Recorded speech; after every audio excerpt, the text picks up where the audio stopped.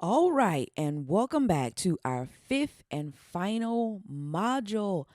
This is my favorite module, launching and closing the sale. Yes. So let me tell you, all the work that we have done this far leads up to this very moment. You have put together the sale, you've created the content, you've done so much work, but this is where it pays off. So, I can't express how excited I am when I get to this part. Oh my God. It's just super. So let's jump in. Let's jump in. Forget my excitement. Forget all that. Let's jump in. I know you're excited as well. So here's what we're going to discuss. We're going to discuss content layout. We've created it. We need to lay it out. We're going to discuss call to actions. We are going to discuss measuring the results, and we're going to go over adjusting the sale. Yes, so here it is. It's go time, guys. Go time. So get ready. Pull out all your notes. Make sure you have your sale that you're going to have handy so that you can follow along. And let's jump in. So, content layout. Consistency matters. So, all the pieces of content that we've created, this is where you're going to lay it out and make it consistent with the message, with the sale that you are trying to offer. Now, here's what you must consider. What time of the day are people most likely to engage?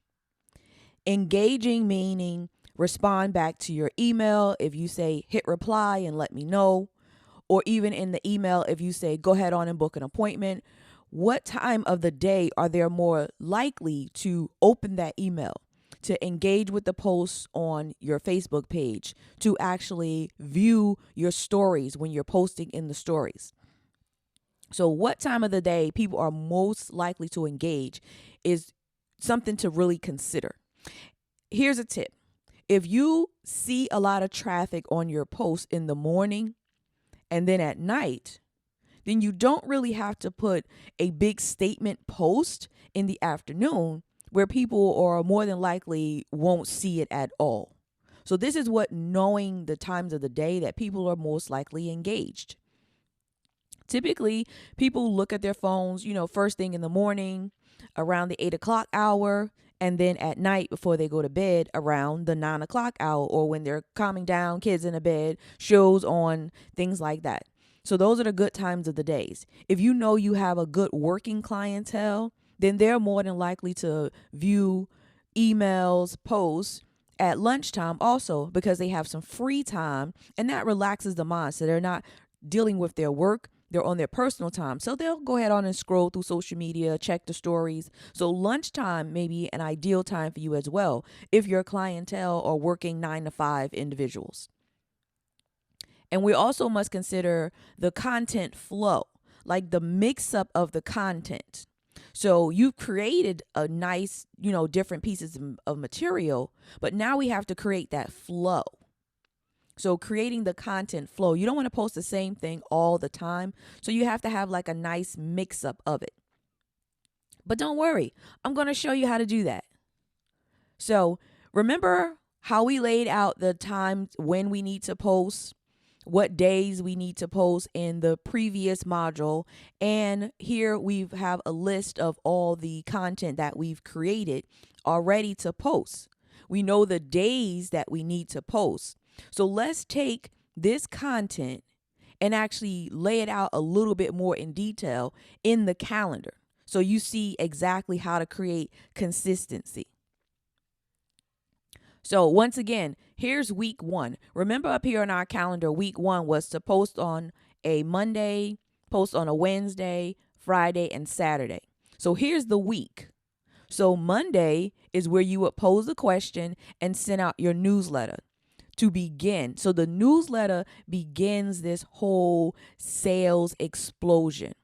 So you send out a newsletter on Monday and you pose a question. Post a question everywhere. You can use the question as a subject for the newsletter.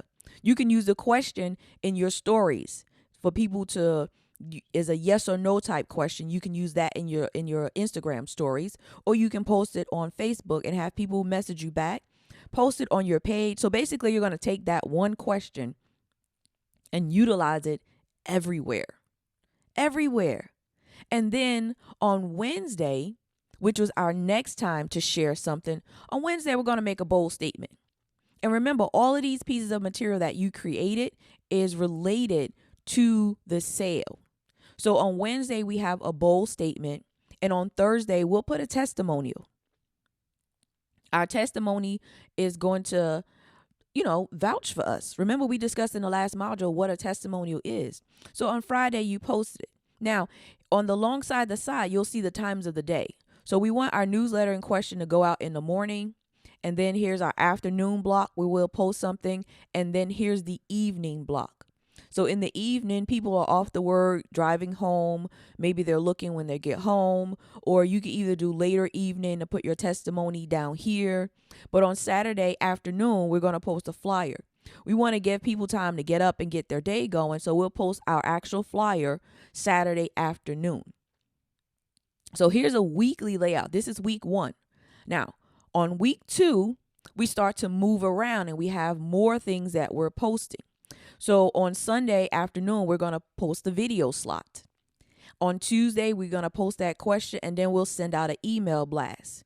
We're going to send out an email blast. Literally, I'm going to tell you this in advance. We're going to send this out every single week because this lets people know on our mailing list of people that we haven't seen or have a longer time that they come back into the salon to be aware of what's going on. So on Tuesday, we'll do our email blast and we'll post a question. We're going to use that question to also as the subject for the email blast. Thursday, we're going to go with another testimonial. And on Friday evening, we'll hit our entire clientele list with a text blast, letting them know what's coming and what's going on so they can start taking advantage. Remember, our second week was still yellow. We're still slow and steady. We want to put out the information and make sure people are aware of what's going on and what's coming. And then on Saturday morning, bright and early, we want our flyer out there. So if they wake up a Saturday morning, look through the phone before they get out of bed, you want your flyer to be the first thing that people see. So when you're laying out your content also, consider it how people view. This is why I posed the question in the beginning. Things to consider is how people view your content.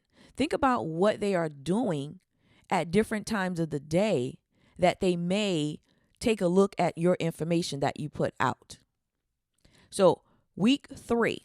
Now week 3, we're still spread out a little bit, but we post our flyer on week 2, Saturday morning. We're going to do it again Sunday morning. So it's that every morning that, okay, 2 mornings in a row, I've seen this flyer. Let me take a look at it and really see what's going on. Let me book an appointment. And remember, on Tuesdays, we have our email blast. So on Tuesdays, we have our email blast. We also, in the afternoon, we have a video. So you can actually put the video in the email blast or schedule this video out early, which I recommend you schedule all of this out. So this will have a link already. You can take the link and put it inside of the email blast and tell people to go watch this video. And of course, on the video, it's going to be a video of your client, a video of a testimonial, or even a video of you saying why they should come in and take advantage of this sale with a call to action. So the email consists of, hey, I have this video. I'm not sure whether you watched it already, but you should check it out. And you'll post it in the morning.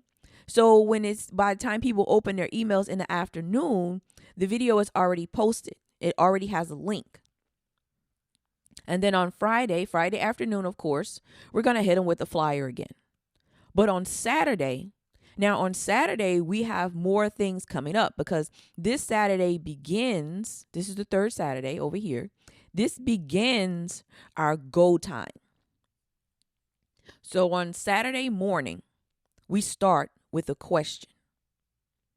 We go to a bold statement in the afternoon, and we'll send out another text blast on a Saturday. We sent out one last week, and we'll send out one this week as well. So between your text blast, your email blast, you'll get those clients whom you haven't seen in a while.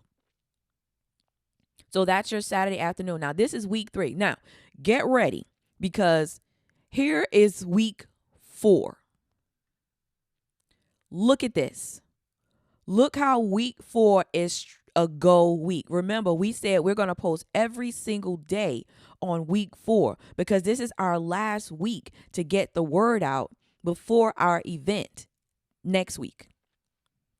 So week 4, Sunday morning, we got a flyer going out. Remember, Saturday we did questions, bold statement, text blast.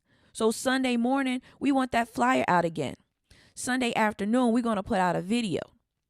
Monday morning, first thing Monday morning, we have an email blast. And once again, your email blast can contain this flyer that you're going to post on throughout your social media. So inside of the email is the flyer. The flyer is everywhere. This week, we're putting a flyer out every single day, twice a day, because now we're on a push. We're going forward. And don't think for a moment, because this seems like a lot that you're consistently putting out, that you're bombarding people with information, because you're not. Because in actuality, it takes about 7 times for something to get in front of a person in order for them to take action. And action can simply be liking the post, commenting, clicking the link to go and see what appointments are available. So don't be afraid, or don't think for a moment that because you're putting the flyer out so much that you're bombarding people with information. No. All companies do this all the time. Think about how many flyers you get in the mail or in your email for different promotions from different stores, from Bath and Body Works, from Lowe's, from Home Depot, from Victoria's Secret, from everywhere. You get floods and floods of emails when they're having a special. So you want to do the same thing. You're not bombarding people. You're actually informing people. So on Monday, we have our email blast, we have our flyer, and we're going to make a bold statement along with that. On Tuesday, we're going to pose another question. Yes.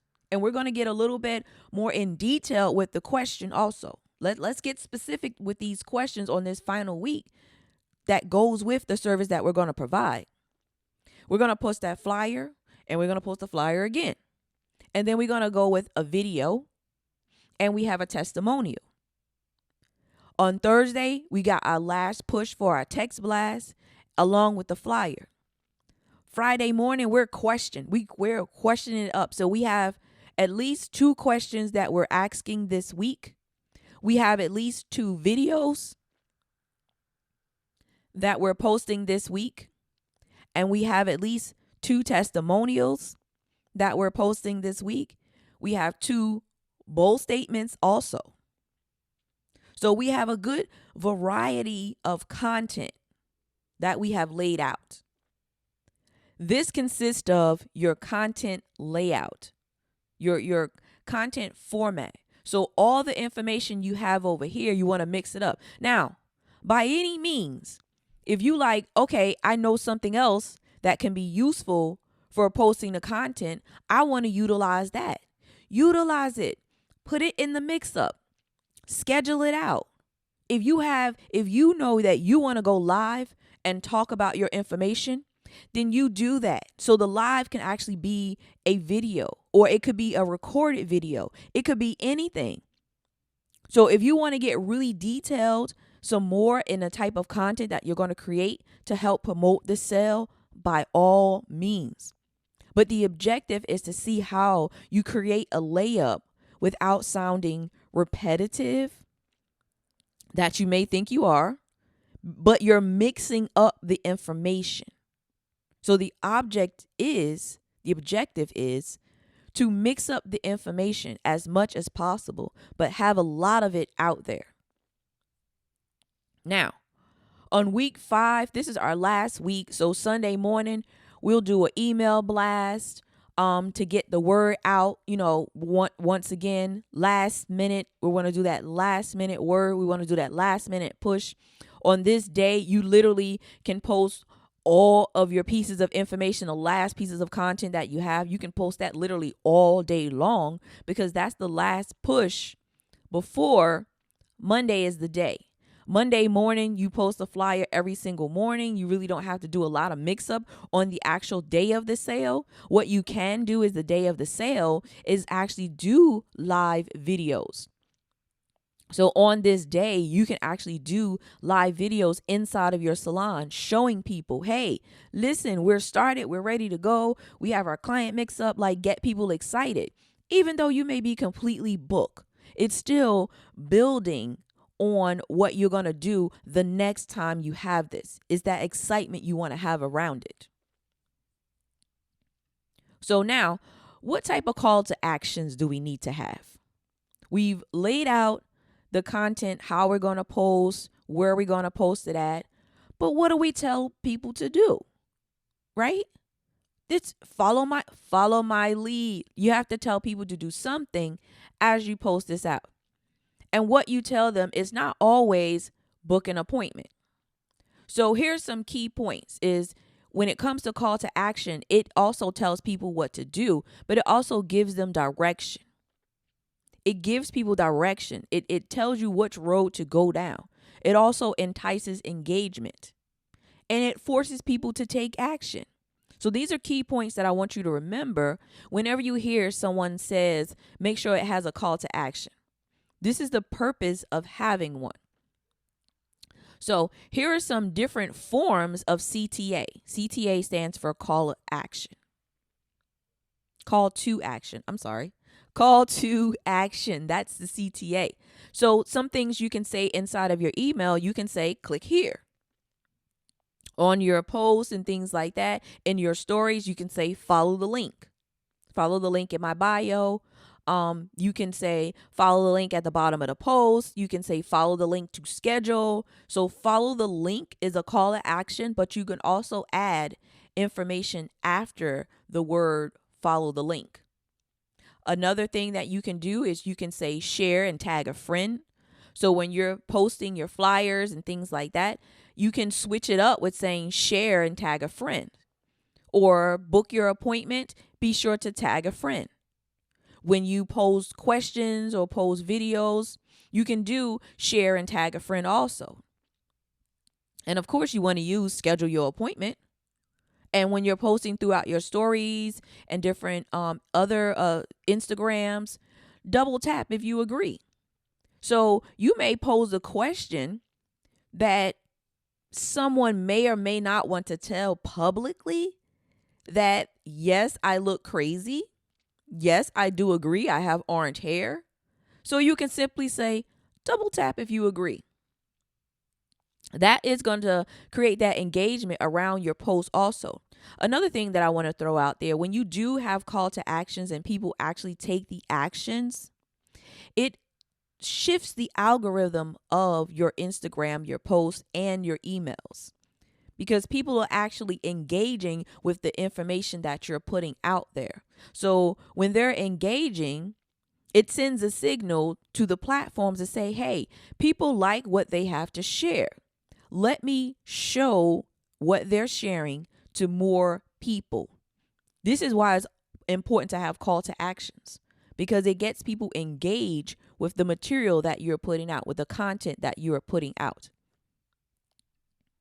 So, okay, now listen, we are live and in color. Yes, we've laid out the content, we've put our call to actions, and we are ready to go. We have accent highlights, cut and style, 20% off holiday sale, November 25th and 26th.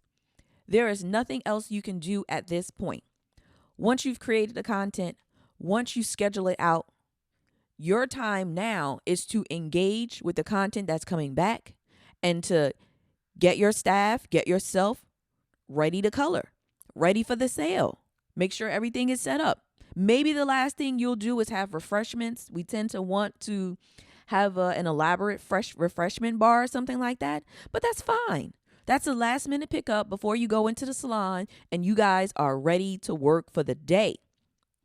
So we've worked this hard. We are ready. The sale is going. The clients is flowing. The music is playing. The cars is swiping. You can hear the money being collected. But we got some work to do once this is over. So at the end of your sale, at the end of the day, we have to measure the results. We have to measure the results. So even though you're tired, you're exhausted, you like, listen, I know we've exceeded our goals. You still have to measure the results. Even if after the sale is over, you're thinking, I don't think we did too good. You have to measure the results. I can't stress this enough. You must measure the results. So what does that look like? So remember, here was our initial layout, right? The service, the sale, and the profit that we chose. We chose accent highlights, haircut and style, 20% off holiday sale. We needed to book 13 appointments. Normally 10 appointments at $15,000, but our profit projections with 13 appointments would put us at $1,560. So here's how you measure your results, right? You have to determine, did we meet our goal? Did we exceed our goal? And how much did we profit or loss? These are the three questions that you must ask yourself once it's over. So it's not about launching it, but here's the part where we actually close it. You got to come back and look at it and see how you did.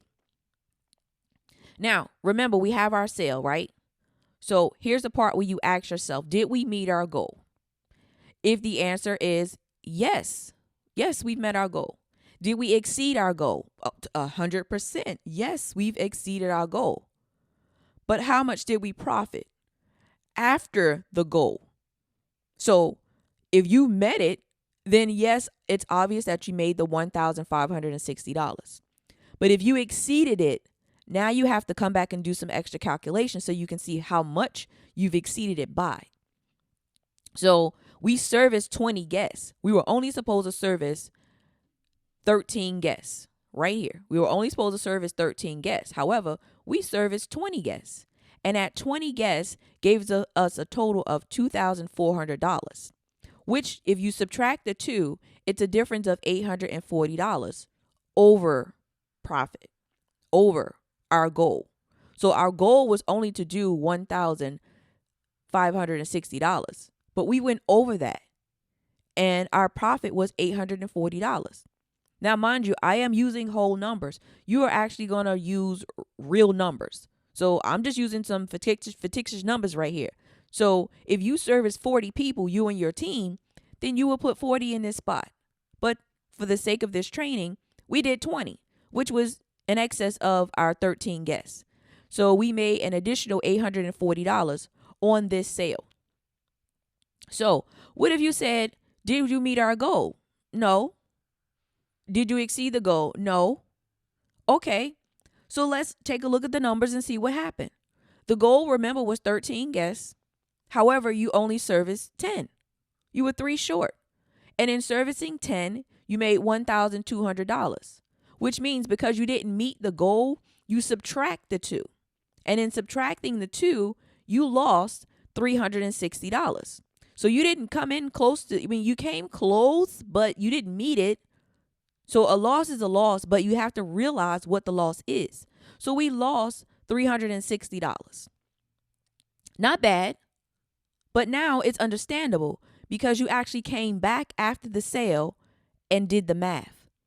This is the key part right here that I want to stress. So it's not just about running the sale. It's about coming back after the sale and seeing the results, analyzing what happened. And where did the profit come from? How much over profit did you make?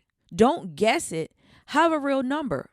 And if you didn't make the profit, how much did you not make it by? How much was the actual loss? And really look at what happened. So let's go a little bit deeper.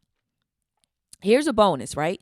So after the sale is over on a Monday and Tuesday, this weekend, we're going to put out some testimonials. We're going to do a video blast thanking people. We're going to do a text blast thanking those clients that took part of in our sale. This is something I always do after the sale. So this is a part of closing the sale. So we had our flyer out here. We had our great money days. But now you want to put out those testimonials that you gathered from this sale, the videos you gathered from this sale, talking about how the event was. This is going to put out there that people didn't take advantage of it, and this is what happened. You also want to send out a text blast to every guest, thanking them for coming out, thanking them for being a part of such a grand holiday explosion. Now, we're going to adjust this sale, though, so that you can profit again. So if you profited already, that's great. You know what you did. You can do exactly again, and you can make it better. But if you didn't meet it, let's adjust this so that we can do it again. So here's what you need to analyze. You need to analyze, what did we do right? What exactly did we do right? So look at everything you did. What was right? Everything could be right, but you could say literally, okay, what I did right was I used video maybe, and video gave me a lot of engagement. That's where most people came from. Because when people are in your chair, you can ask them, how did they see about it? And they can say, oh, the video, that video you posted, that's what got me. So what did you do right? Even though you followed this entire strategy, the best part of it from your client's point of view could have been your videos. It could have been your flyers. It could have been just the email reminding them. It could have been a text reminding them. So whatever it is that you did right, write down what you did right, but also write down what you did wrong. What you did wrong. Write that down so that you know not to do that again. Maybe what you did wrong was you didn't have a do a live telling people why they should take advantage of it. Maybe what you did wrong was you didn't send the right message in the text blast or the right message in the email blast. That could have been adjusted a little bit. So it's not necessarily wrong. Well, it is wrong, but it can use some adjustments. And then also write down, what can I do different? So the next time you do this, what else can you add? How else can you make it grand? What else can you do? Like, what else? Like, how can I make this bigger? I am always thinking about, if you did something right the first time, how can we make it grand the second time? Sometimes there's an answer and sometimes there isn't an answer, but you can also say, okay, how can I make it different? It could be simply changing a color scheme that you want to do it again, and you'll do it differently with a different color scheme. Maybe you'll actually give it a theme this time. So these are things for you to analyze. What can I do different next time? So remember, here's your write out. This is actually what you should write down when you're done with the sale, once you're done with those numbers.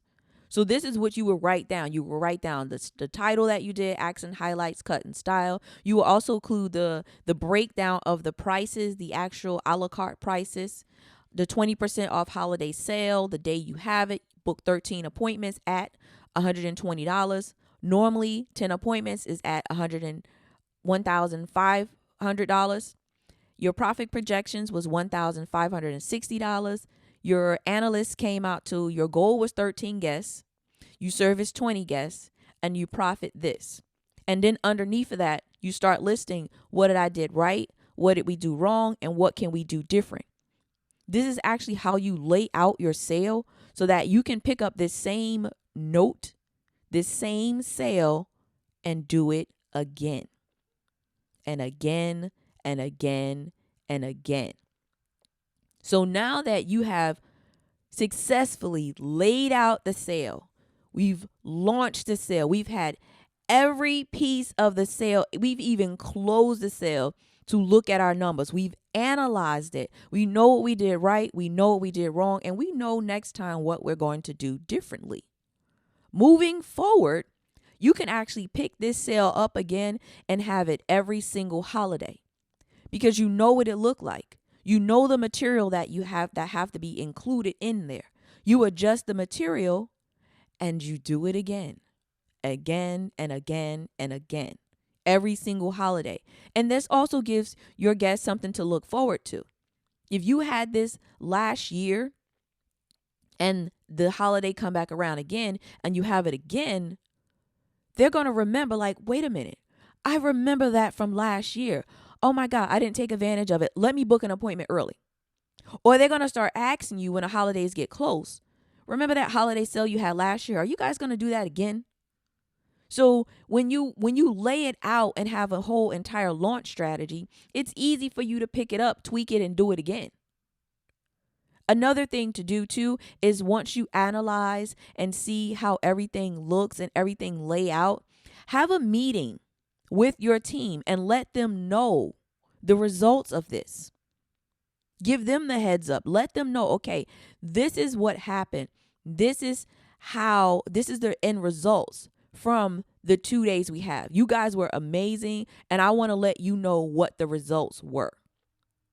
So that next year when they are on board, they will have some ideas also, because we discussed how can you make this better. They can pour into this sale also and make it better for next year. And you make notes of that. So next year you simply just pull it out and you do it again. I hope this has been a wonderful training.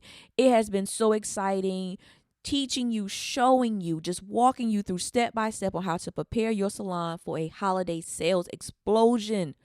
This has been an awesome training to just give you the details to prepare you for the holiday season every single year. You prepare one time and you're always prepared. Don't wait. Get ready now. Get ready and stay ready.